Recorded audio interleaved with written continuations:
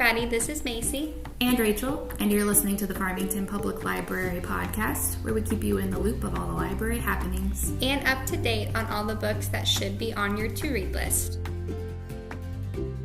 The following content does not reflect the views or opinions of the City of Farmington or its employees.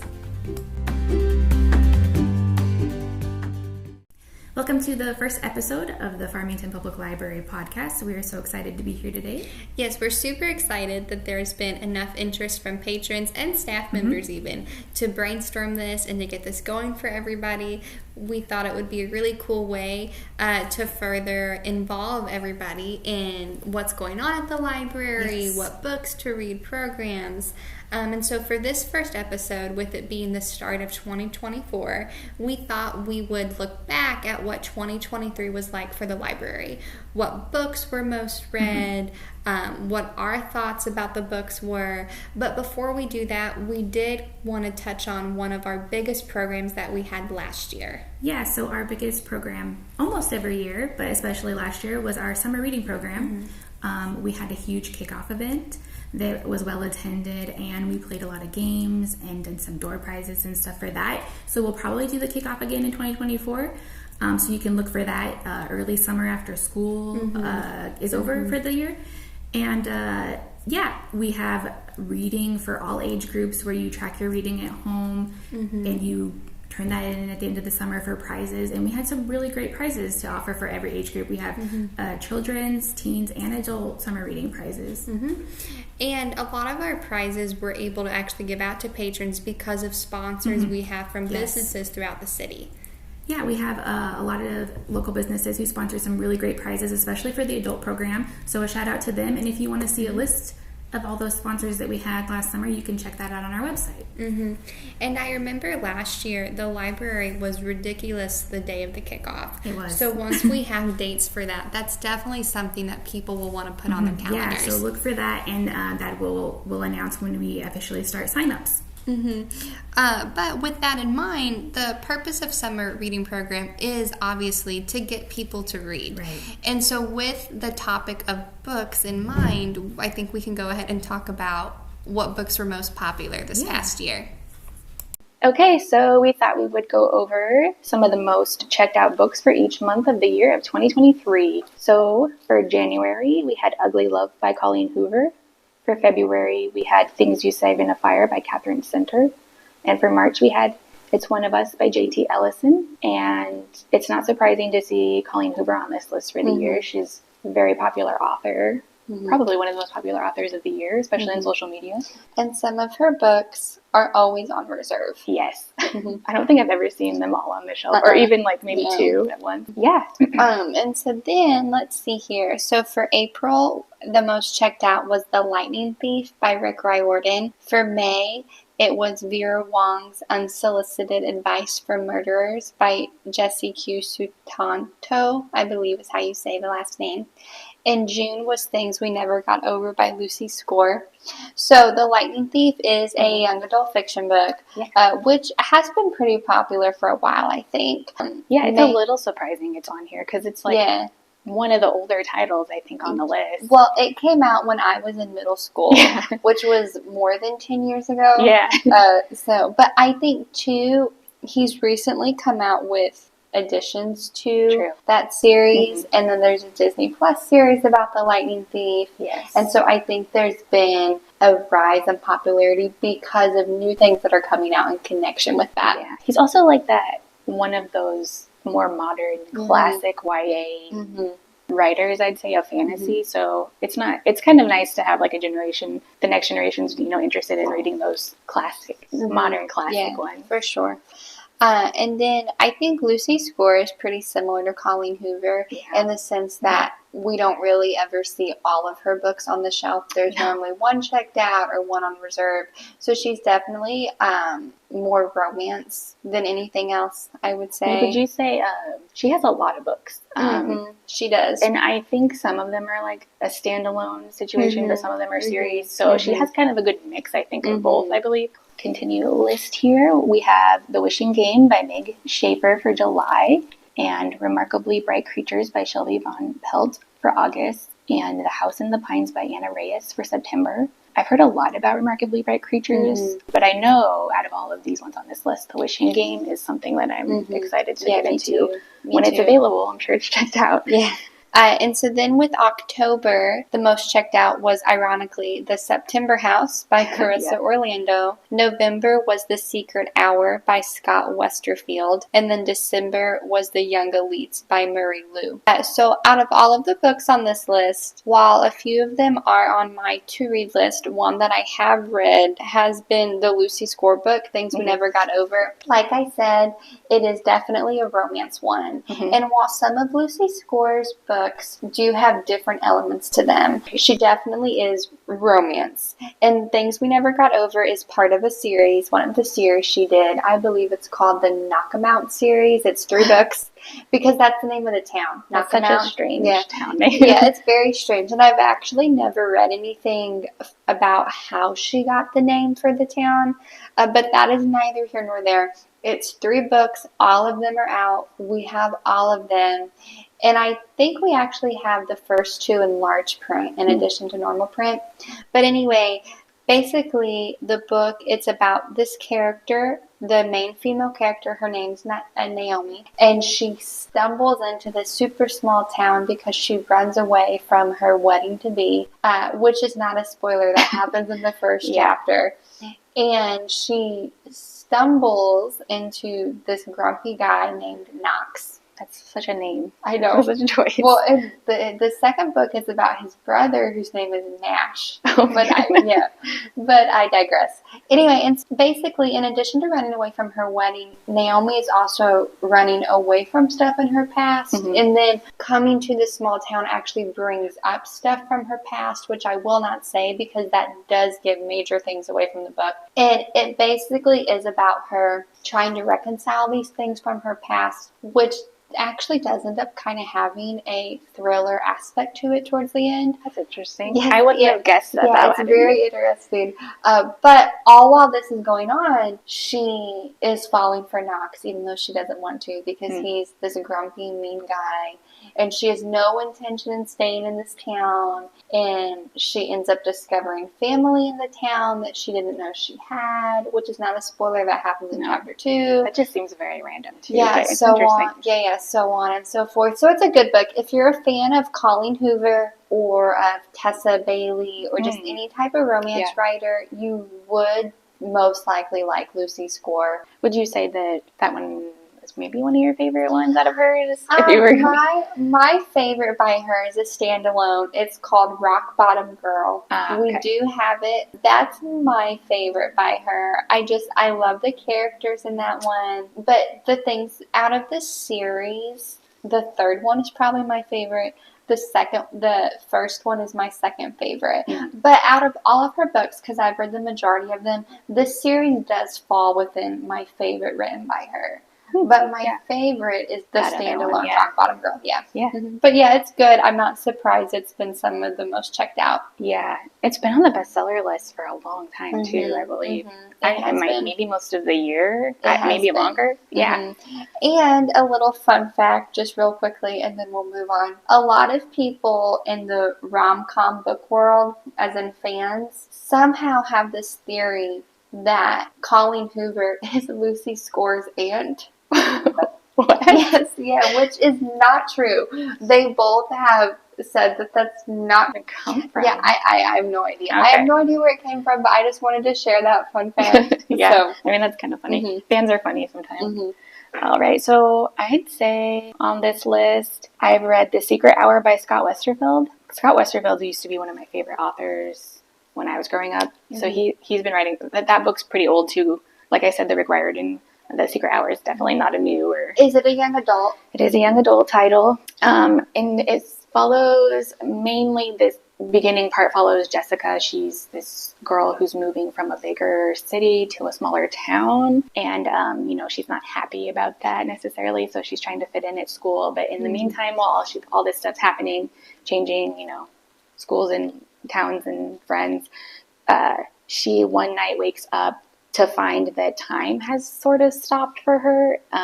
Everybody and her family's kind of frozen in time, but there are these creatures that come out, and, you know, she gets attacked, and she meets these other kids over the course of the book that are also not frozen. Everybody else is. There's about 5 kids in the group that kind of meet up, and each of them has a power during this time period, and it's like an hour between 12 o'clock, you know, like it fits into this magical time period, and their powers are pretty random. I think one kid, he doesn't have like gravity or something. He can bounce or something, and they kind of have to team up in order to defeat this like entity and these beings that attack them and kind of save the town in some ways. So it's kind of like... That sounds interesting. Yeah, so if you like the Stranger Things, that might be something that would appeal, or if you like young adult fiction, especially fantasy, it's a good book. So does it just this one segment of time where the town is asleep? Yeah, so it takes course over multiple days, and she kind of like slowly learns about this time over the course of from the other kids who've been doing it for a longer time. For the whole book, is everybody else asleep, or is it every day there's a certain amount of time that everyone falls asleep and these they're frozen? Yes, it's every day. It's the same amount of time. It's like an hour, the secret hour. Interesting. And everybody's frozen, and like I said, these dark creatures come out, and they have to fight them in different ways. Like their powers are all very different too. I can't remember every single power because it's been a while since I've read it, but I think one of them is like math comes into play in how they defeat the creatures, and one of them is like a math genius somehow. Oh, that's kind of cool. Well, that sounds really interesting, but I like young adult fantasy books. I think they're interesting. It is a series, and we do have that one in our young adult large print section, which is a smaller section, but it's I like having it. It's good. There's a lot of good titles in that smaller section too. From 2023, what would you say was your favorite book that you read during the year? I would say there are so many good ones too. I kind of have a tie, but I'll pick one. So Divine Rivals by Rebecca Ross was probably my favorite read of the year. And it was also one of my more recent ones, so it's pretty fresh as far as reading it. And it's really hard to describe what it's about, but it's so good. So it's like kind of a historical setting. It feels like maybe a World War I era setting. And it's about these 2 journalist reporters, and they work at this newspaper together, and they're rivals. They're competing for a certain spot, but they're also in the backdrop of like everything that's happening in their lives. There's a war going on that's between actually gods. So it's like this fantasy element mixed with like a historical element at the same time. And it's the main character, the 2 main characters are Roman and Iris. So they, while they're competing against each other, they definitely don't like get along, and they don't like each other, and they get on each other's nerves a little bit. And they also, Iris is like grief-stricken by her brother joining this war and being gone and having some problems at home, and she starts writing letters to her brother on her typewriter, and they magically, that in a way that's hard to explain, they go to Roman. All of her letters end up going to Roman, and he knows based on some of the stuff she's saying, like that she's writing to him on an accident, and he like tries not to respond, but then he ends up responding to her letters, and they start this correspondence with each other, like it's kind of like this magical thing. That's kind of cool. And then so all that's going on, and then this war is going on, and I don't want to tell too much more about it because that's all like beginning stuff of the story, but the writing is really beautiful, and it definitely was one of those books that I like light reads usually, but it's one of those books that like the atmospheric feel of like the grief and the elements of war, but also like the romance and like the way that it's written is really beautiful, and it all kind of combines together in this really good story that's very different, I think, from a lot of the other stuff I've read this year, and I think that's why it sticks out so much. Yeah, that makes a lot of sense. It's been on my to-read list. But we know the way the story goes with the to-read list. But I think, so even though I'm the one that asked the question, I think trying to figure out what my favorite read is really hard. Because I'm the type of person that I can tell you what my favorite read is from each genre. But I won't do that. No, I get that for sure. But I think it's better for me to answer the question in this way about which, out of all the books that I read, which ones were I most fixated on, if that makes sense. No, it does. And I think I recently read, a few months back, Bright Young Women by Jessica Knoll, which was really, really good. I'm a fan of mystery thriller books, and this one, basically, there's 2 timelines going on in it, but yet there's a character who's involved in both timelines. She plays a part. But what this book is about, the main timeline is a girl, she's in college, and she's the president of her sorority or something. And something that happens within the first or second chapter is in her sorority house that she's the president of, a handful of the girls that she goes to school with, they get attacked. They're on a college campus and they get attacked. Someone breaks into their house. Okay. And so this book is about, it's kind of about them trying to find the person who did it, and then it's about the trial of him being found guilty, not being found guilty, him escaping from prison, so on and so forth. But this book, though, it's about the grief that this woman feels with losing people in her house, but then the time period that it takes place in, about it being thought that these girls asked to have certain things done to them in a way, if that makes sense, and kind of deals with that topic a little bit, but it really is about grief. It talks about the awfulness of crime, and it just handles a lot of topics, but the author does it really well, and she alternates between timelines really well, and I've been really fixated on that book because I was super impressed by the writing, but also just the message of it really hit home for me too, because I could so imagine myself losing my best friend or something like that, and it just, the language she used was very specific, so it really targeted certain emotions while you were reading. And it was just a really good read. It's definitely a heavy read, but it was a really good read. So that probably has, that has probably been my favorite book from the year. So it's not fantasy, though I have read a lot of fantasy books this year, which has been a first for me, and I've loved a lot of them. But this book, I would say, is the one I've been most quick to recommend, and it's been my favorite. So I think those both are pretty good recommendations for anybody. I like that they're both also like sort of heavy, maybe, and I think that what makes them, it sounds like for that one and for the one I read, what makes them great is like how you kind of delve into it emotionally, like how it makes you feel, and it changes too as you read it. Exactly, for connect sure. With the story. I mean, reading a light read is always nice because sometimes you need that, but it's also really impressive when you read a book that has a heavy topic and the author handles it in such a way that you're able to continue reading it and it affects you. You see what I'm saying? Yes, I think that's true. Okay, so this episode we have talked about a lot of different books. We've given out a handful of recommendations, and unfortunately sometimes when I know I want a book, it's not always in the library, so then I put it on reserve, which is just basically a hold list where when a book is out, if you reserve it, when it comes back in, it has your name on it, and we call you when it comes in, and we hold it for you. But there is a few different ways to go about doing that. So do you maybe want to talk about the 3 different ways to do that? Sure. So one way that's easiest for some people is just call the library. You just need your library card number available, and we will look up whatever title or author you're looking for and see if we have it in our system, and then we can just easily reserve that for you.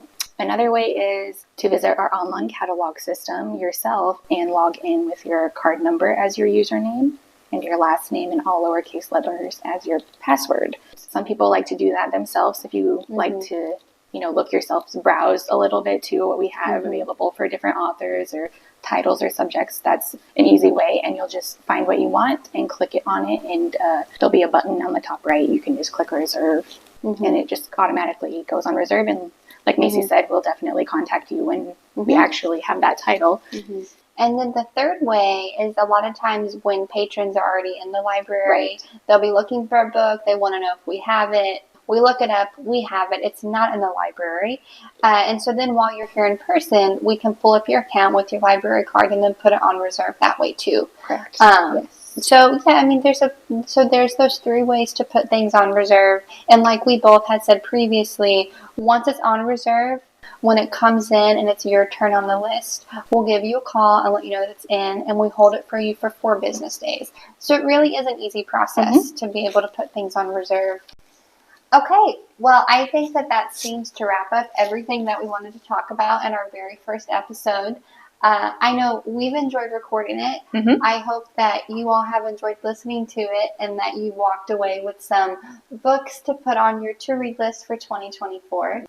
As always, if you have any ideas for topics to discuss or any questions about the library, please feel free to message us through our Facebook page or give us a call. Thanks for listening. Bye.